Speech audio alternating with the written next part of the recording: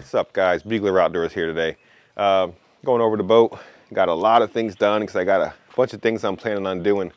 As you see the footage, I got a brand new camera, so it should be a little more clear. Hopefully we'll see how that turns out in the editing mode. But just got done greasing up my Bob's Machine Shop jack plate. And you guys need to remember that, you know, these jack plates, you have to keep them. You have to keep them greased. If you don't keep them greased, they're not going to work right. You know, I know when I went out a couple of weeks ago, I heard it squeaking going up and down, like a squeak, squeak, squeak, squeak sound. And I knew that right off the bat that it needed a little bit of grease. And they have these grease fittings in it. If you get a Bob's Machine jack plate, you'll notice some grease fittings that go in the sides. I'm just cleaning up the extra grease right now. Getting that cleaned up, getting my hands cleaned up. Because as you guys know, grease makes a major mess. Whatever you touch, it makes a mess. It's not as bad as anti-seize. And I'm sorry about the dog in the background. I got a dog in heat and Otis is, long story, but Otis won't shut up. So, some of the things we did on the boat here. Number one, upgraded all the graphs. So I'm going to go through that because what I plan on doing is my projected date 2027. I'm sorry for the dog that keeps barking. I'm sorry. 2027, I'm going to be fishing the BFL. So the route I chose to go is probably start with the Phoenix regionals and then fish the 4 regionals in my state. I think there's 5. So you got Harris, the Harris Chain, Toho, Okeechobee, St. Johns River, and I believe that's it. You got those 4, St. Johns River, Okeechobee, Toho, the Harris Chain. And I'm gonna see if I qualify, and if I qualify, moving further with the career, my end goal is to be a professional fisherman. That's what I wanna do when I retire. So with that said, I'm trying to get the boat ready for traveling. And as you can see, we just put a brand new nitro boat cover on. And we're gonna start taking this boat cover off. These nitro boat covers are really cool. So these things are really good. You ratchet strap them down, and I'll show you, but I'm gonna get this first one off first. You gotta get the first strap off. It wraps around. Now, it's not too tight. I know I'm out of frame, but this is for traveling, this cover. And the problem I realized with the traveling covers is if you have stacked graphs, it makes it too high up here and up in the front, which we'll go around and see. But what you do is you just, you get the back disconnected first. These things are really cool. So they actually ratchet strap. And don't mind the white balance. I'm changing my light here, so my camera's changing up. Everything in the camera's changing up. So,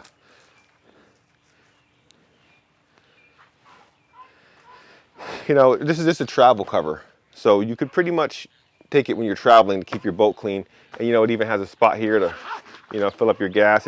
It's made for this boat. And what you do is you have ratchet straps on here, which they're pretty loose right now, but you want to do the ratchet straps. And when you ratchet strap it down, it comes under the rub rail and pulls everything tight. But the first thing you have to do is take the ratchet straps off. So I'm going to go to the other side real fast.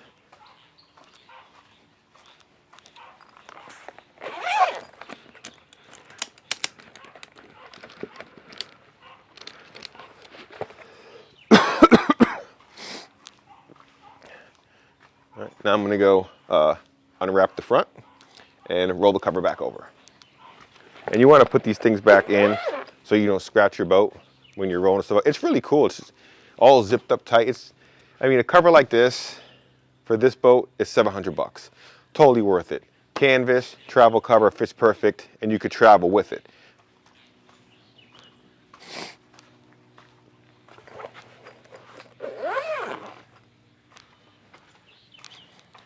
Now I'm going to go over here and unwrap the front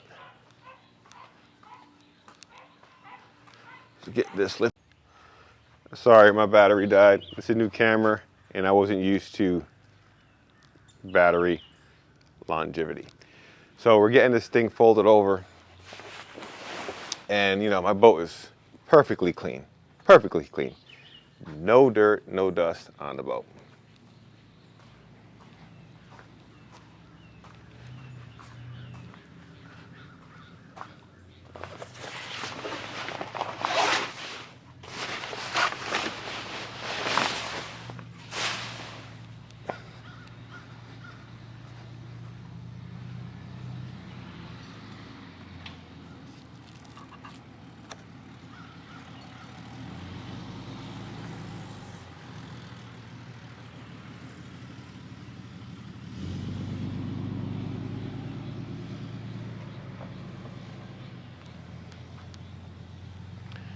All right, we got the cover off the boat, and I'm telling you, it is so good, man, just to like actually come on out and take the cover off the boat and there's no dust in the boat.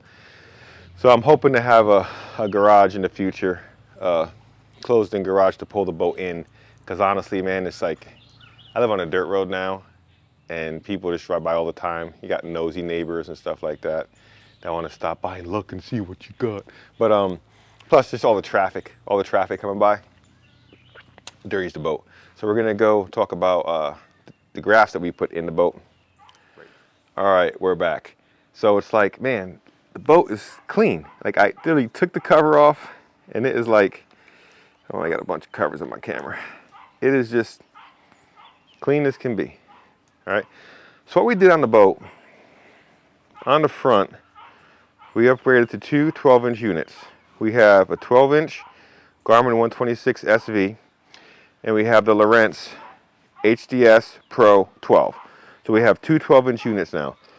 I primarily use this one for navigating, this one for side scan, or if I want to do more detailed mapping. I like Lowrance for detailed mapping.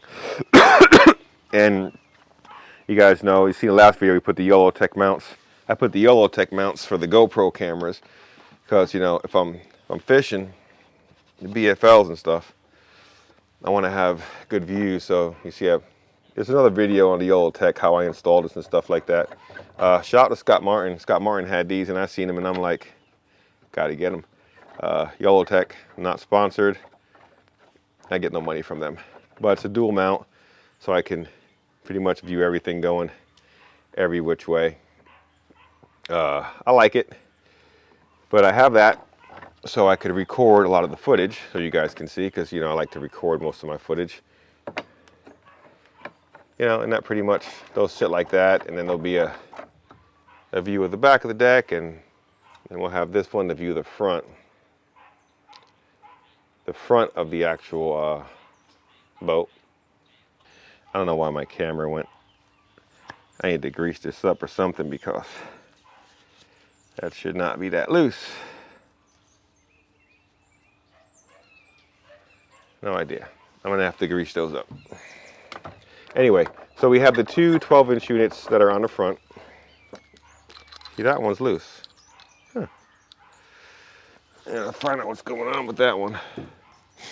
What's going on, YOLO-Tech? What's up with this shit? Maybe something's too tight or something? I have no idea.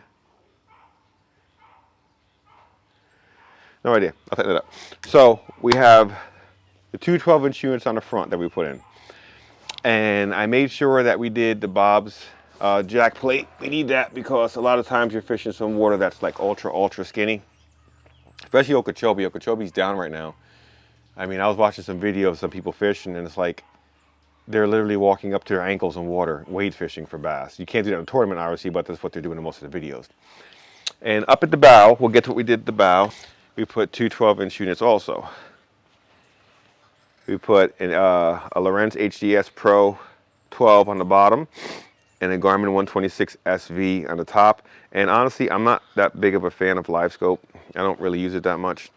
But that is my LiveScope unit up top. And I mean, the pros told me, honestly, I'm gonna be honest, man. You know, watch a lot of pros.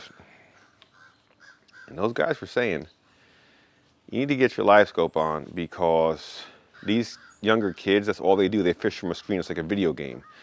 And if I'm out there fishing for money, I need to get good at that video game so they're not taking my money.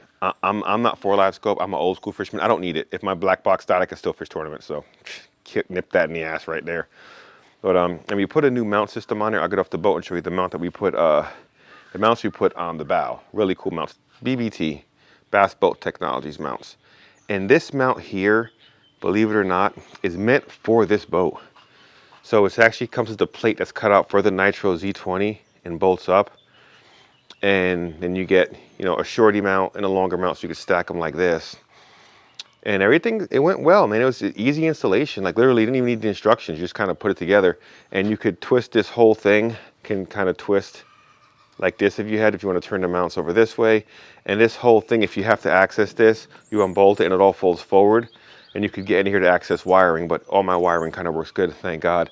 And you know, I had to modify the DuraSafe cradle lock. As you can see, I did a video on it on how to modify these things. If you want me to do a detailed video on it, I will, but I had to modify them because they're made for stock brackets, the cradle, because Garmin does this cradle thing where you can pull the whole GPS unit up, or you can get this cradle lock and you don't have to do that. I just modified them so it can kind of stretch out to fit around the brackets, and I had to cut them to fit. I had to cut them to fit for this unit. The same thing I did on the front unit. But that's what I did on the boat there. And you know, the thing about the cover is when you travel, you have to take off your prop, because your prop is going to, I guess it could probably put a hole in your tarp. And I always carry a rag, and I keep that on there when I wrap the cover on so I don't pop a hole in everything. And these things, they move to the live scope mounts when you put it down.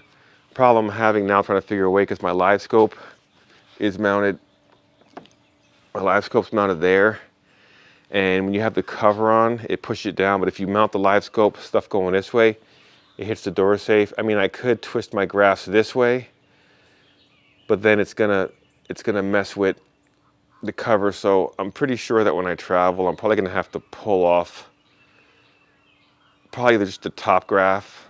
I'll probably have to pull it off when I travel, because you can't get the cover down all the way. And the cover is meant, it has a ratchet strap that goes around the whole boat, and it goes down in here and it pulls everything tight, so it's easy to travel with it. All right, so, you know, you don't need 12-inch units to fish, but, you know, I've been watching a lot of professional anglers, and a lot of the professional anglers are telling me, you know, just get the best you can get. Because when you're fishing and you're out there fishing, you want the best of everything you can get. So I don't want to do 16-inch screens, because, I mean, it'd be cool to have an NBT 19-inch screen just for live scope. If I'm getting my ass whipped in these, you know, in these BFLs by these young kids playing a video game, live scoping, which I'm not against. If that's how you fish, hey man, it's cool. You know, you catch some big fish. I'm kind of new to it. I have the live scope on the boat, and I use it once in a while. I don't use it a lot. I use it to kind of like locate where fish are, but I'm gonna start practicing, because if I'm going out, I mean, the truth of it is this, man. If I'm going out there and, you know, putting money on the line, my mortgage money and stuff like that, and these kids are out there playing a video game and they're being allowed to win by playing a video game, well, I'm gonna learn the video game. I'm not gonna cry about how live scopers are, you know, it is killing the fishing game. That's a whole different video. It's taken the whole fun out of it. It's like, what's next? AI? You're gonna have AI fish for you? But anyway, if it comes to the point where I'm losing money because of that, I'm gonna get good at it. And I have my boat's equipped for it, so I don't have to spend the money to get the stuff and learn it. I already got the stuff and how to use it. I just have to get good at it. But I like to fish without it.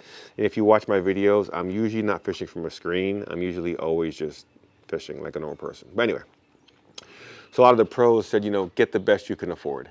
And that's kind of where I'm at, man. I'm just kind of just getting the best I can afford. And 12-inch screens are where I'm at. I just bought them brand new, all the 12-inch screens. Actually, I bought the one HDS 12 up front. I got it used from somebody online, and I got it for like $800 cheaper. So I jumped on that.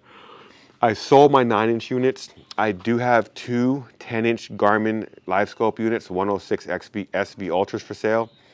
I'm looking at, like, you know, I don't know, if you want to buy, let me know. I'm trying to get like $1,100-1,200 each. If you want to buy the whole thing, $2,300, we'll give you 2 units with a transducer. You can't even buy 1 unit for that price right now.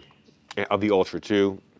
Only difference with the Ultra 2, Only difference with the Ultra 2 is that it just has the Bluetooth networking, so you don't have to run an Ethernet wire. I don't think it's worth $900 more over the Ultra, or $1,000 or more, just so you don't have to run an Ethernet wire. I'm good. I don't trust Bluetooth anyway, because Bluetooth goes up and down all the time. And if you guys are depending on your stuff to work, you want hardwire. Even internet, you want hardwire stuff.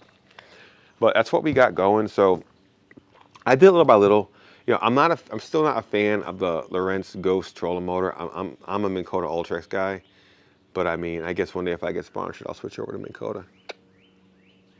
But I'm going in with no sponsors. I do have a company which was going to fund some of it, so it'll be sponsored through that. And I can get some local sponsors, but I'm not going to. I'm just going to be the guy with no sponsor that goes in fishing. I don't have to have a fan. I mean, I'm probably going to wrap the boat and put, the YouTube channel name on it, Beagler Outdoors on it. But that's what I'm going to do, and I got a cool wrap I'm going to do, so I got an idea. So, but we got the Minn Kota Raptors on. We got good trolling motor. We got the good graphs. We got the live scope. I got a Bubba scale, so because you have to have a scale like that when you're measuring for those competitions, because that's the scale they want to use. So the boat is tournament ready. It's ready to go. And I just got the boat back from getting the bottom end painted, getting the scratches fixed. I got my touchpad fixed. That went out on the last video. My touchpad went out, and on the nitros, which I hate this. I hate this so much. The nitros have the touchpad here, and everything kind of runs through this, and I hate it because if the touchpad goes out, you have no live wells, no nav lights, no bilge pump. So, but that's pretty much it for this video. The boat's pretty much done the way I want it. In the future, I'll probably get a 19-inch screen here if live scope becomes something that's going to stop me from making money and I got to see more clear. I'll probably do that, but honestly, I don't see myself doing that anytime really soon. And everything's done. We got all the scratches fixed that are on the side, because we had a bunch of, I don't know why the guy spent all this money. I fixed all these scratches, and the guy leaves this scratch right here. I mean, why? That whole side of the boat was scratched up. I got them all gel coat fixed and stuff like that. But and like I said, this cover, man, is the jam. I like this cover. It works good. It does the job. Motor's cleaned up, jack plate. I'm probably going to be making a new playlist. And the playlist is going to be like my route to the BFLs. And you can see how it is for somebody like me. No one's ever done a video like this. Someone who has not been in the professional tournament round or league or any of them, and is going to actually go out and fish. And I'm going to give you the struggles of working a full-time job and trying to fish the tournaments. I'm going to let you guys know about just everything. I'm going to let you guys know about how much it cost and how much I lost and how hard it was and how much more I had to work. So you'll be able to see a person like me, hopefully up there one day holding a blue trophy or a red trophy, BFL, FLW, whatever route I decide to take. Like I said, I'm starting with MLF, Major League Fishing, and I'm going to do the Phoenix, because the Phoenix you could fish your 4 regionals, like I said. So I'm going to keep it local to keep the money down, because I live close to Lake Harris. I live 45 minutes from Toho. I live an hour and a half from St. John's, and I live 3.5 hours from Okeechobee. So I probably would only have to stay somewhere for Okeechobee. I might stay somewhere for Toho, but like Harris, St. John's definitely. Harris, I don't have to. I'm 45 minutes from Harris. I'll probably get a place anyway. But stay tuned. I'm going to make a new playlist. It's going to be called My Tour to Being a Pro Tournament Fisherman. And you're going to see from right now, I am not a pro tournament fisherman. Right now, I don't really fish tournaments. I have fished tournaments, but you're going to see start to hopefully on a stage one day. You're going to see me catch no fish, have good days, bad days. You're going to see it. So stay tuned, follow me, follow the new playlist, and I appreciate all your support. Beagler Outdoors, out.